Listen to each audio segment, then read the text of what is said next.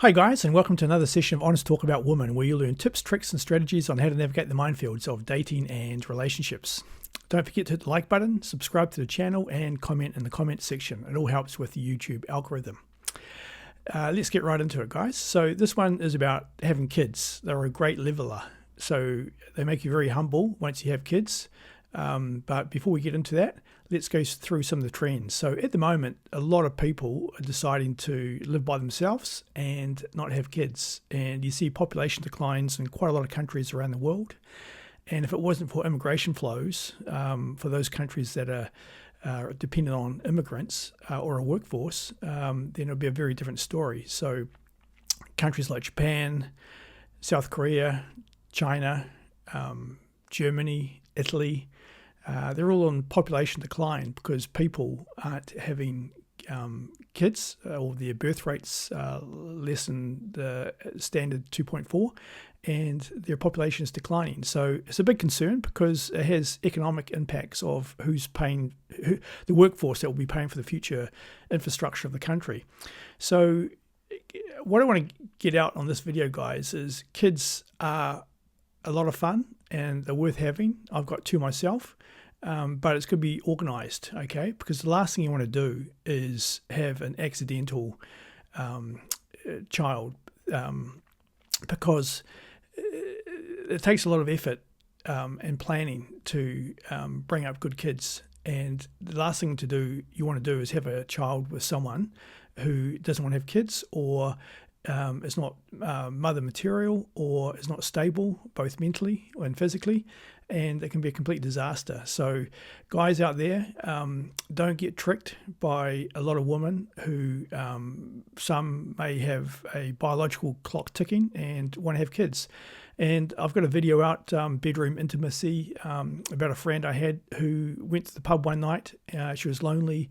She was getting older. I think she was getting into her late 20s, and she wanted to have a child. And she went into a pub one night and looked around the room in the pub and found the guy who, to her, had the best genes. So he was tall, dark and handsome, 6 foot tall plus, nice olive skin, nice mop of hair. They started talking. He started to have a drink after a drink, and he started to boast about his wealth, his success. Thought, this is the guy to have a child with. And back to her house they went, and she became pregnant. And she didn't want to, he wasn't keen long term.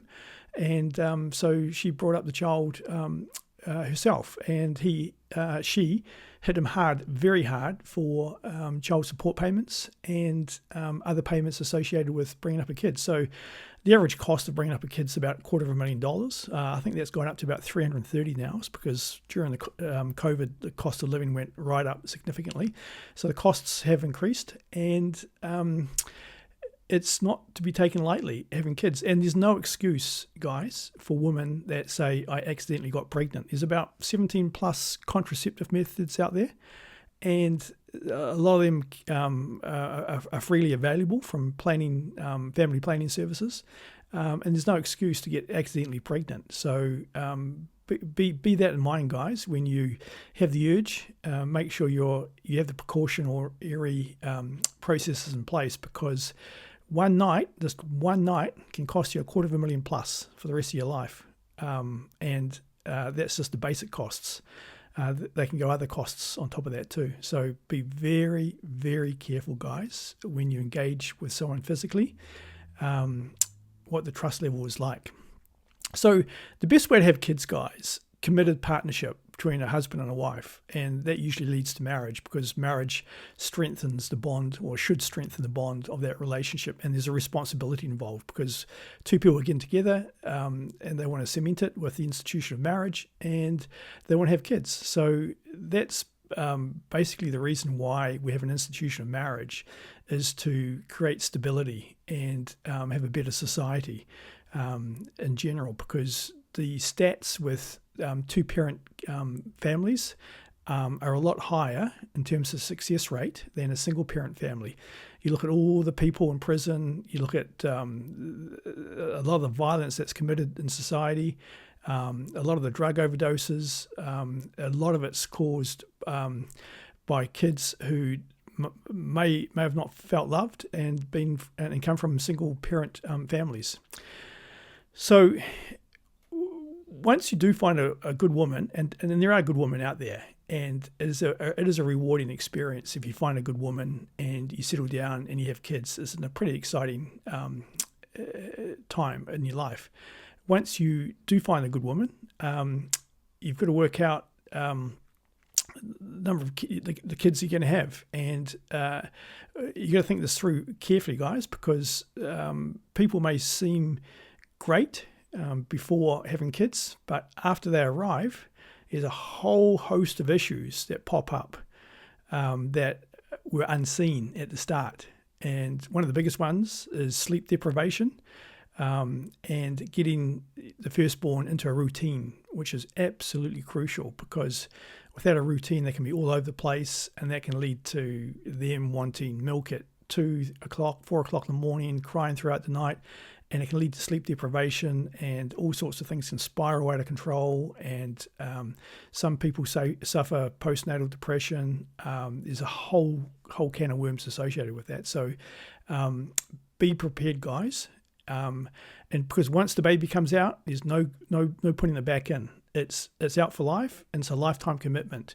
And for those out there that have an accidental child, and I'm saying there's no such thing as accidental, it's just poor organisation. There's a lot of contraceptive methods out there. But for those that do have a child, the old-fashioned term out of wedlock or unplanned, don't walk off, guys. Be responsible, be committed. It's your blood, and they didn't ask to come into this world, and you've got to give them the best upbringing possible that you can afford. And it's not necessarily throwing lots and lots of money at kids, because sometimes if you throw lots and lots of money at kids, it can have the opposite effects. They can get spoiled, nasty, and horrible spoiled brats. So it's all about giving time to kids and love. And it really shows in your actions if you can do that. So the biggest cost, I believe, in raising kids is time, because your most valuable asset is time. So you've got to give time to your kids and nurture them. And in the first 7 years is so crucial, having kids, guys. So you've got to put a lot of effort into it. And that's switching off from pre-kid phase, which was possibly party phase, to being a responsible father around the house and putting in time. And you got to put yourself second. And it's a great leveler, because until you have kids, the whole spotlight was on you and you came first. But when you have kids, it levels you out, because the spotlight changes. It goes from on you to the child. The child comes first, and you've got to put the child first when you have kids. It's absolutely crucial. And a lot of people can't make that adjustment. Most of the people I knew that had kids did make the adjustment, but there were a lot of people who found it very, very difficult putting someone else first. And there are a lot of hard work. Even when they're 16, 18, they go through different phases and different mood swings. So you got to have a lot of patience and a lot of love, and give them a lot of time and positive nurturing for a positive environment. So when they're young, they say absolutely funny things. So you take them out in public and they say what they think. There's no shame. They just absolutely say what they think. And they're so funny. They can be so funny and very likable, very cute. And then they go through their phases, the toddler phase and preschool, and then they're at junior school or primary school, and then middle school and high school, and they change throughout. And a lot of people think, oh, once they're 18, they're off my hands. Maybe financially, but most kids these days are living at home 18 plus because things are so goddamn expensive out there. They've got to live at home. But it's a long process until they start to be productive units. And some kids don't get productive until about 25. And that means going to university, doing 3 years apprenticeship as a junior doctor or a junior lawyer or a junior accountant or a junior plumber or a junior builder. And it's not until their mid-20s they start financially making inroads. So it's a long game, guys, and it's not a short game. And if you think kids will look after themselves at a very early stage, that ain't happening. They've got to be proactively managed and looked after. So when it comes down to it, guys, kids are worth it. I do encourage people to have kids. I know things are completely different these days compared to when our parents had us. There is a huge cost involved in having kids, but they are worth it. And it continues your bloodline, and you've got continuity with your name. And I think most guys out there are up to the game of having kids. It's just finding the right woman to have kids with. And the right woman is out there, guys, and you just got to find them. And it takes time, and as we all know, things can change throughout life too. Once you get married to someone, as I've shown in my videos, things can change in the relationship. The dynamics can change. So it's a challenge, but overall, kids are good and they're a lot of fun.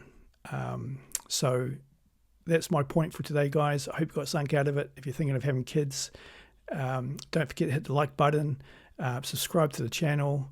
You can purchase 𝗪𝗛 Dating. It outlines all the green and red flags associated with women, and it can be in your inbox in seconds from Amazon Kindle. So that's it for today, guys. I hope you got something out of it. Until next time, take care.